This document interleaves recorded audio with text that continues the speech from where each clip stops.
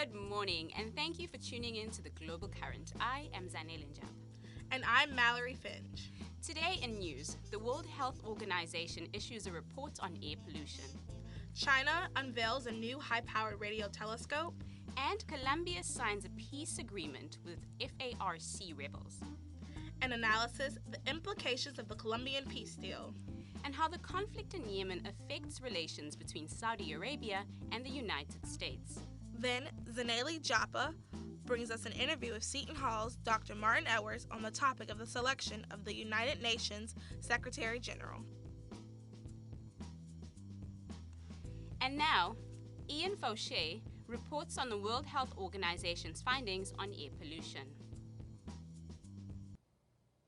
According to The Independent, a new research study conducted by the World Health Organization, WHO, reveals that more than 9 out of every 10 individuals on the planet live in areas where air pollution exceeds official safe limits.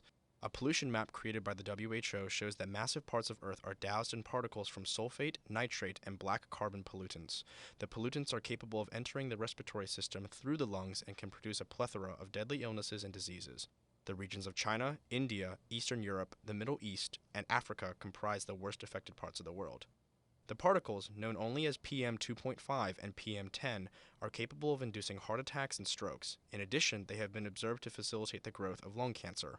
All three have been shown to increase the risk of acquiring an acute respiratory infection. Measured by the number of deaths per 100,000 individuals, Ukraine is the worst country in the world in terms of air pollution, with 120 annual deaths. Second to Ukraine is Bulgaria at 118 annual deaths, and Belarus, Russia, and Armenia hold 3rd, 4th, and 5th places respectively. While the WHO notes that some of the dust is organically present in locations such as the Sahara, the vast majority of the pollution is the result of the combustion of fossil fuels. Almost all of England is above the World Health Organization's designated safety limit for air contamination. By contrast, most of Scotland's air is drastically beneath the WHO's limit, except for the Central Belt. Northern Ireland is also clear apart from Belfast and a region down the east coast. In 2012, both indoor and outdoor air pollution were linked to the deaths of an estimated 6.5 million people across the world. This figure represents more than 11% of all deaths in 2012. Of the 6.5 million deaths, 3 million were solely attributable to the poor quality of outdoor air particles. According to the WHO, approximately 16,300 British individuals died in 2012 alone as a direct result of outdoor air contamination. According to Dr. Maria Neira of the World Health Organization, more than 90% of the world does not have access to safe air. Only 1 every 10 citizens, they live in areas that are compiling with the WHO recommendations for air quality. Pollution is causing now 6.5 million deaths every year. Dr. Flavia Bustrea, the Assistant Director General at the World Health Organization, was quoted as saying, "For people to be healthy, they must breathe clean air from their first breath to their last," end quote. Although the report titled Ambient Air Pollution, a Global Assessment of Exposure and Burden of Disease, admitted that there were significant uncertainties in its data, it was described as containing the best evidence available to date. A contributor to the report, WHO Director of Public Health Dr. Maria Neira also stated, quote, "Air pollution has become a growing concern in the past few years with an increasing number of acute air pollution episodes in many cities worldwide," end quote. To date, air pollution, both ambient and household, is the biggest environmental risk to health, she continued. It is the cause of about 1 in 9 deaths annually. Ambient air pollution alone kills around 3 million people each year, mainly from non-communicable diseases. Only 1 person in 10 lives in a city that complies with the World Health Organization air quality guidelines. This is Ian Fauché from the Global Current.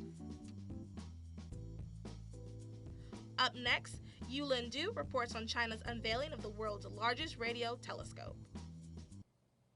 Chinese astronomers have designed and put to use the world's largest radio telescope.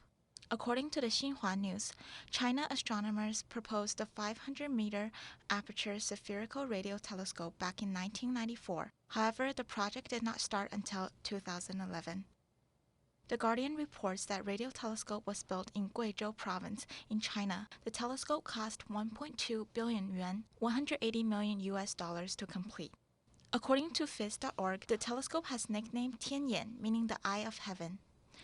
The New York Times writes the dish of Tianyan is made of 4,450 intricately positioned triangular panels and has a collecting area of 2.1 million square feet, equal to almost 450 basketball courts. According to The Guardian, Tianyan has surpassed the Arecibo Observatory in Puerto Rico as the largest single-dish radio telescope with twice the sensitivity and a reflector as large as 30 football pitches. A recent test of the telescope received a pulsar signal, the pulsar was 1,351 light-years away from Earth. President Xi Jinping congratulates the workers, astronomers, and scientists working on the project. The telescope represents a leap forward in China's astronomical capabilities. In a note, Xi said the telescope will help China make major advances and breakthroughs at the frontier of science. According to The Guardian, Xinhua cited Wu Xiangping, Director General of Chinese Astronomical Society, as saying that the telescope's high degree of sensitivity will help us to search for intelligent life outside of the galaxy. 我们在观察一个天体时呢 When we follow a star, the reflector must compensate for the rotation of the Earth so that it always points to the star. Through our technology, the reflector will be able to observe the stars for an extended period of time. 天体进行跟踪。 The project required 8,000 or more people to relocate their homes. According to phys.org, a radio silence within a 5-kilometer, 3-mile radius is required in order for the telescope to work. Many of these residents opposed moving. An interview in the New York Times from Mr. Huan, a carpenter from Maoping village, reads, "I've lived here all my life. My ancestors arrived here in the Qing dynasty over 200 years ago." Along with the completion of Tianyan, China also completed an observation deck that would allow tourists to visit the telescope. This is Elaine Du from the Global Current. Next this morning, Gillian Loeb reports on the peace agreement between Colombia and FARC rebels. According to NBC News, the Colombian government signed a historic peace accord with the Revolutionary Armed Forces of Colombia, also referred to as FARC. Colombian President Juan Manuel Santos and Rodrigo Londono, the leader of the country's largest rebel movement, signed the 297-page agreement this past Monday. BBC News describes the FARC as Colombia's largest rebel group, who were founded in 1964 as an armed wing of the Communist Party. This guerrilla group was founded by small farmers and land laborers who wanted to fight inequality in Colombia. FARC was the longest-running armed insurgency in the Western Hemisphere until the recent peace accord signing. The Colombian people will support what we have agreed. Colombia is really fed up with war. We don't want any more war.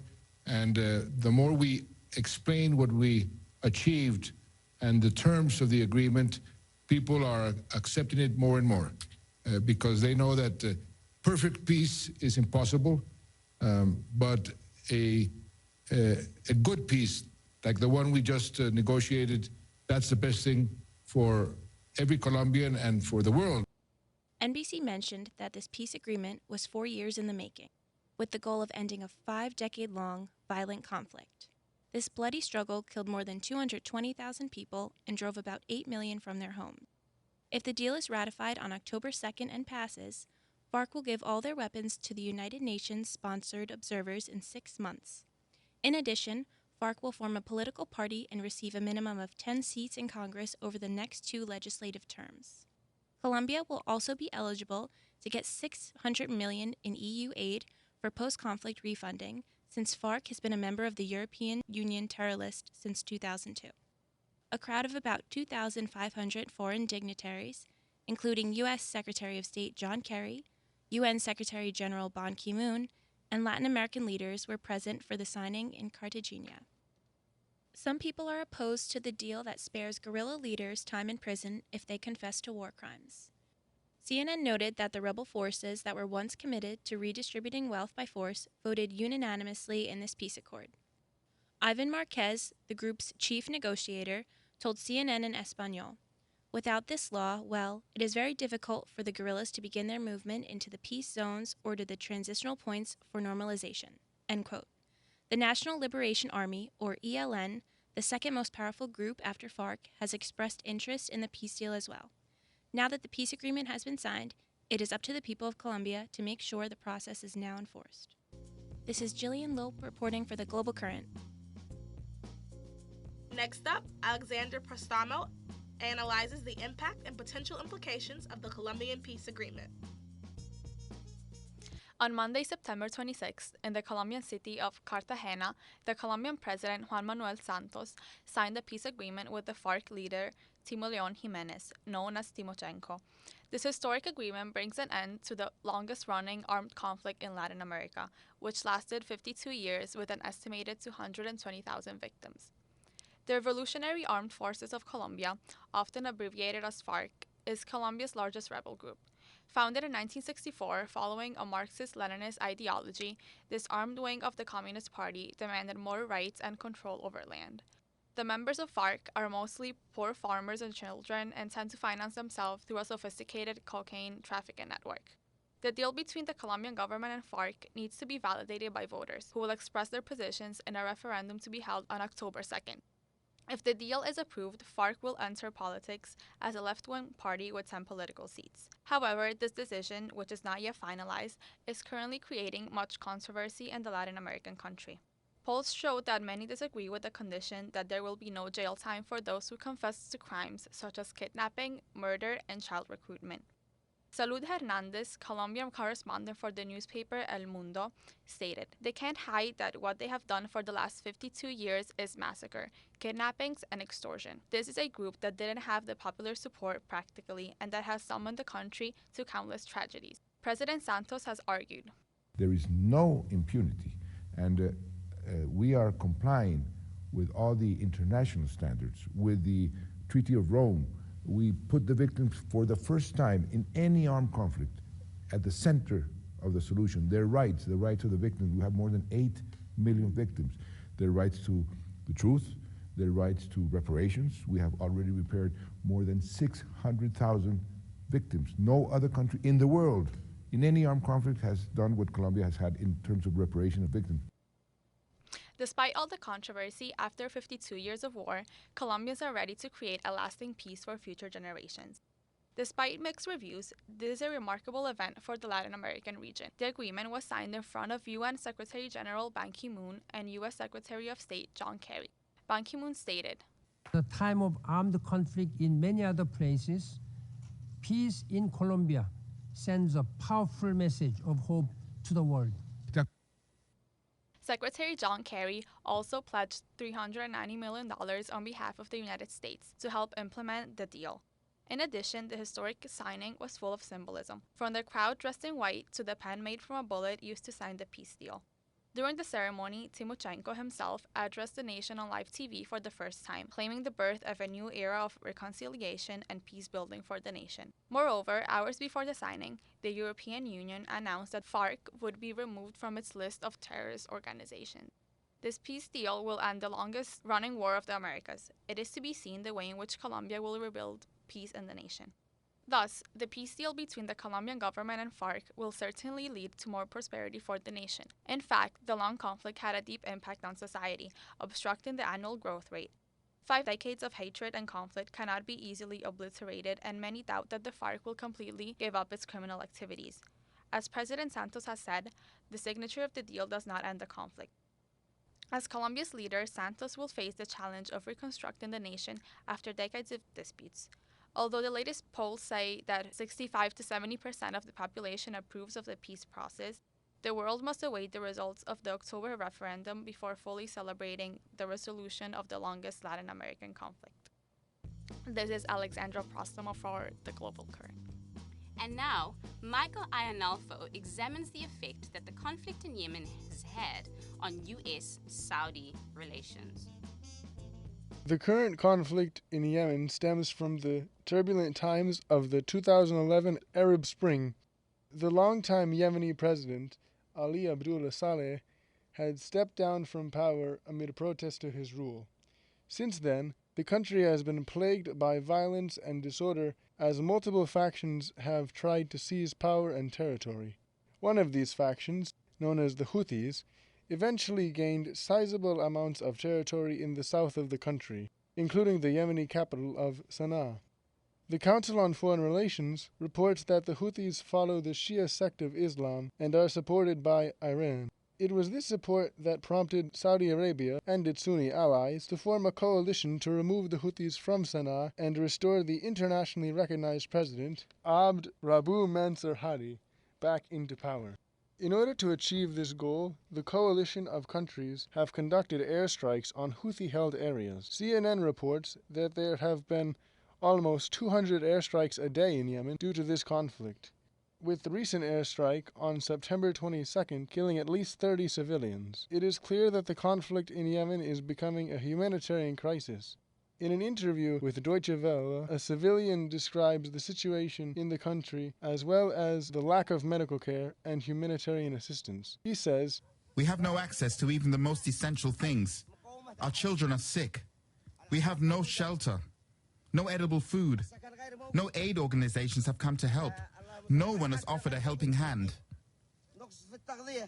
On Monday, September 26th, the Houthi leadership offered a ceasefire to the conflict. In exchange for amnesty for its opponents, as well as a halting of Saudi coalition airstrikes, the Houthis would in turn cease attacks within Saudi Arabian territory. However, the Saudis rejected this deal, and the internationally recognized president of Yemen accused Iran of influencing the rebels, telling the General Assembly that forces loyal to him will, quote, "extract Yemen from the claws of Iran. We shall raise the Yemeni flag over every foot of our precious soil." While the United States is not directly involved in the conflict due to its relationship with Saudi Arabia, as well as the other nations within the coalition, these events are important both for the United States as well as for the other countries. The conflict has highlighted disagreements and fractures within the Saudi Arabia-United States relationship. This past week, the United States Senate voted on a bill that would withdraw $1.15 billion in arms sale to Saudi Arabia because of the state's conduct in Yemen. Ultimately, the Senate allowed the sale to continue, but many senators on both sides of the aisle wanted to block the sale, including Republicans on both the Senate Armed Services Committee and the Foreign Relations Committee. John Sifton of Human Rights Watch hopes the United States Congress will do more to ensure that U.S. weapons are not being used to kill innocent civilians, and explains that the fact the arms sale was contested, quote, "sends an important message to Riyadh and the U.S. administration. The Saudi government needs to realize that the world is now watching and there will be consequences for their mounting abuses in Yemen." Those who supported the arms sale, such as Arizona Senator John McCain, believe that the United States should maintain a strong relationship with Saudi Arabia to ease Saudi fears of the United States improving ties with Iran. The Atlantic quotes John McCain, "blocking this sale of tanks will be interpreted by our Gulf partners, not just Saudi Arabia, as another sign that the United States of America is abandoning our commitment to the region and is an unreliable security partner." The divide that the United States faces comes at a time when United States-Saudi Arabia relations are already facing tensions due to the recently vetoed bill that would have allowed families of victims of the September 11th attacks to sue the Saudi government for its perceived role. While this bill was vetoed by President Obama, there is a chance that members of Congress will attempt to override the veto, a political move which could further dampen relations between the United States and Saudi Arabia. If relations between the United States and Saudi Arabia continue to worsen, the United States would have less leverage to influence the outcome of the conflict in Yemen. This in turn will lead to more violence and devastation. Each day as the conflict in Yemen is used as a proxy war between Saudi Arabia and Iran, it is the Yemeni people who are affected the most. Given the current climate within the Middle East, it is understandable that the United States would want to maintain as positive of a relationship with Saudi Arabia as it can. However, the international community, and especially the United States, need to do more to ensure the safety of Yemeni civilians. As one Yemeni civilian living in a camp told the BBC, "We are suffering," he yells. "Tell the world we're suffering." This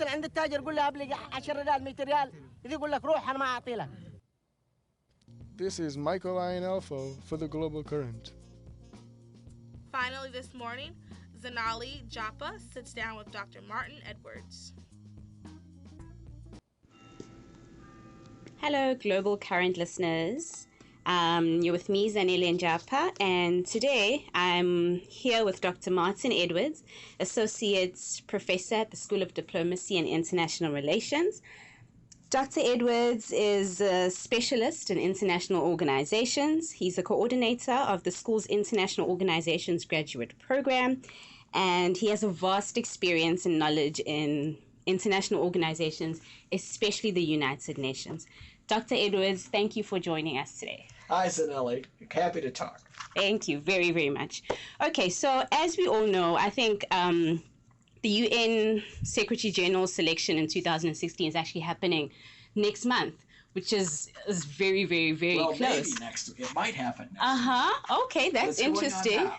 It's the election that no one's talking about. Well, I'd like you to explain later why you say that exactly. Sure. Can you just give our listeners just a brief background as to exactly what the leadership structure of the United Nations looks like and where the General Secretary falls within that structure? Sure. The the powers of the Secretary General are given by the Charter, and there's not much there because the Charter was written for an institution that had yet to fully become. So it was assumed that the Secretary General would be the chief administrative officer of the organization. So that is his or her job. The other power that the Charter gives to the Secretary General is the authority to bring to the attention of the Security Council any issue which he or she deems a priority for international peace and security. Wow, that's really interesting. Thank you very much, because I think most of the time we just overlook that. We just know that there is a General Secretary somewhere in the mix, but thank you very much for that. And also now, can you just explain this selection process? You spoke about how it may not happen next month. How does it actually work when such a position is up for grabs and people are being selected? Sure. This is the Secretary General is a unique job. There's no it's actually much like president. There's no job description. The job description for the president is granted by the Constitution. The job description for the Secretary General is implied in the Charter. And it covers just those two things. The process is that the Secretary General is designated by a choice is approved by the General Assembly upon recommendation of the Security Council. Okay, so you know what that means then. That means that the permanent 5 members of the Security Council basically set the agenda. Yes. And so what's necessary for there to be a candidate brought to the General Assembly is that the permanent 5 members all agree on that person and, of course, do not use their veto. Okay, and what is the term length, the duration of the time when the Secretary General, because now we know that Ban Ki-moon's term is ending in December. So how long has he been there for, and the next Secretary General, how long are they going to be in? They serve a 5-year term, and it's customary, with one very recent exception, that a Secretary General will be reappointed. Boutros Ghali was not reappointed. So, yeah, obviously want to avoid that. So they normally serve a 5-year term. What makes an effective and efficient Secretary General, in your opinion? And do you have maybe any of the 8 that we've had so far? Do you have anyone that you'd like to make reference to in terms of certain characteristics that have made them stand out? Oh, this is tricky because it's a difficult balancing act. I mean, you want people who will forcefully advocate for the organization and who will kind of inspire other people, especially young people, about the organization, and who will also inspire the staff about the organization. And sometimes this is a challenge. I mean, Kofi Annan, I think, had that quality. He had this gravitas about him, and people found him tremendously charismatic. And Ban Ki-moon is a different leader altogether, and he's more quiet, he's more reserved. And sometimes, people wish that he would be more vocal. Mhm. But there are many areas in which Ban Ki-moon has been a leader that you would not have imagined him to be a leader in. Mhm. So the fact that we can even talk about LGBT rights at the UN, for example, is solely a function of Ban Ki-moon's leadership, which you would never have thought going into the position that would be something that he would, sort of mark as a priority. So, but herein lies the danger, because a leader who is almost too visionary and too popular can incur, sort of suspicion or get into trouble with the Permanent Five members. So they tend to want people who are a little less energetic and a little more subdued. And of course, this has problems for the organization. The candidates that the staff might pick might be very, very different from what the permanent members would select. Okay, and I also understand that there's a transparency that they really want to undergo with regards to this process. Is that something that's only recently started, or? Yeah, this has been very recent. This has been really revolutionary. So the candidates were normally selected in sort of smoke-filled rooms back when the UN was smoking, and it was done without any discussion about who the candidates are or their qualifications for their position, or the candidates were never had a chance to appear and field questions from the states or civil society for that matter. And this has changed just in the past year. So all of the candidates had what they called an informal dialogue, but it was practically a job interview. I mean, the informality here, it's a large room and everyone wearing suits, so we shouldn't diminish this. And so each of the candidates, spoke for 10 minutes and they gave their vision about what they wanted UN leadership to be, and then they fielded questions from member states and from civil society representatives, and it gave many people more of a sense of what the candidate was and what they were about than just reading, so and so is the former foreign minister of this and this country. Yes. So it's really helped kind of fill in the process. The one person who has led in the straw polls that we've had is Antonio Guterres, who is the former premier of Portugal, and he worked for the UN Office of Refugees for 10 years. And no one really thought that he was going to be much of a candidate, but he turns out to have really impressed everyone with his sense of passion, his sense of energy, and his willingness to talk about some issues, and obviously stand up for refugees right now, which is a huge priority. So Guterres has been sort of an amazing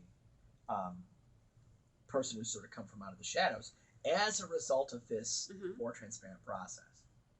Okay. You spoke about just now about the imminent topic of refugees and migration. That's quite big now in the scope of the UN. What do you think the main challenges will be now going into this new term? What do you think not only the General Secretary, but the body as a whole is going to need to turn their eyes towards going forward? Okay. Well, I think there's a number of issues. Obviously, climate, refugees, but underpinning all of those things are getting the support for the UN to do its job. When the UN has had to talk about cutting food rations to refugee camps because there's not enough money. The infrastructure is so tremendously overtaxed right now; it's sort of stretched to the limit. And without more resources, the UN can't provide the aid that it needs to provide in people in just the most horrific situations imaginable. Yes. Okay. So there is quite a few issues that are coming up that are going to need quite a lot of attention. It's a big job. Also, I wanted to know, especially because, within Seton Hall and diplomacy, students here are extremely ambitious. And a lot of us do want to, in the future, look into working with the UN and all types of things. So if there was a student who's listening right now and is thinking, one day I would definitely love to, be honored with the role of General Secretary maybe one day, obviously with a whole lot of other thoughts in mind. What advice, in your opinion, would you give to say, starting now, maybe this person is an undergraduate or maybe they're a graduate and they're studying diplomacy or something else even at Seton Hall? So if someone wants to run for Secretary General, Yes. what I tell them to do? I tell them to be very, very good at everything they did. Wow. Because I think that's kind of the key. That Uh-huh. you don't get elected foreign minister of your country. You don't become Yes. president of your country. You don't get, you don't end up running UNDP in the case of Helen Clark or UNESCO in the case of Rina Bakova without being tremendously capable. So you have to be very good at what you do, but you also obviously have to have people that like you because those positions aren't elected; they are all they are all bureaucratic positions are appointed. So I think that you have to play a game of being excellent, but also making people aware that you're excellent without being too obnoxious, which could be a difficult thing to do. Okay, and going back to the selection, Sure. You spoke about how in the beginning you spoke about the possibility of it not happening next month. Do you mind sharing Sure. why? Yeah, so procedurally, what's happening next month is there is these straw polls that have been going on over the summer have involved all the members of the Security Council, but we do not know which members are voting for whom. So the only thing that is reported are the totals. So the total number of yeses and the total numbers of noes and the total number of no opinions. So the next poll that's coming up in October is going to be one that's going to have different colored ballots. Now, the different colored ballots are notable because that will tell us who the permanent five want. And the rest of the membership, of course, gets a different colored ballot. So this will tell us about vetoes. So now we're going to figure out if there is serious opposition to Antonio Guterres that would warrant a veto. So presumably by Russia, and potentially not only Russia but China, Russia and China. So we'll see. Okay. And if that happens, of course, it might be a while before we come up with somebody else. A while, roughly being. I think Russia has the presidency of the Security Council for the month of October. So I'm guessing they're going to take every last second of October to draw this process out. Okay, I see. In closing, do you have anything else that you'd like to share with us on the topic that you feel we should be aware of? How can we participate, or how can we follow this process a lot closely? Okay, well, how can you follow it? That's easy because all of these the straw polls are talked about in the media, and then after these events, you can actually follow the press conference, which will be on the UN website, and so you can actually watch these things in almost real time. You won't be able to see the voting in real time because that's a closed door thing. But the nice thing is because the world's transparent now, the results of these things will pop up almost instantaneously. Wow. So we'll find out who the Russians vetoed about 30 minutes after it happens. Thank you very, very much, Dr. Edwards. Unfortunately, that's all we have time for. But thank you very much for joining us and for giving us, shedding some light on a very important topic, which is the UN Secretary General selection of 2016. Wonderful. Thank you so much. Thank you for tuning into this week's episode of The Global Current. Follow us on Facebook, Twitter, and YouTube. I am Zanele Njapa. And I am Mallory Finch. Same time, same place, next week. The Global Current is brought to you by the School of Diplomacy and International Relations at Seton Hall University. Our executive producer is Liam Scollins. Our associate producer is Morgan Mount. Our news editor is John Trudeau. Our analysis editor is Marissa Hutton. Our technical producer is Trevor West. And our interview segment is produced by Emily Lividay. The Global Current theme song is Acid Jazz by Kevin MacLeod. You've been listening to the Global Current on WSOU 89.5 FM, Seton Hall's Pirate Radio.